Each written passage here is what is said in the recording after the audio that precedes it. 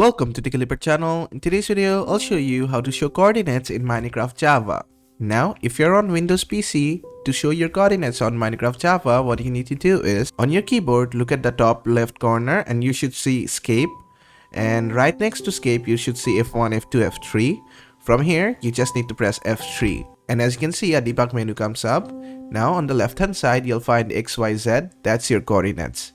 Now, if this doesn't work for you and if you're a laptop user, what you can do is just click on Fn on your keyboard and click on F3.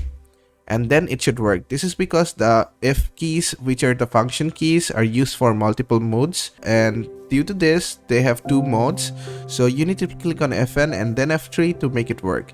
And even after that, if it doesn't show it, what you can do is just click on escape, go to options. After that, just go to chat settings. From chat settings, make sure reduce debugged info is turned off.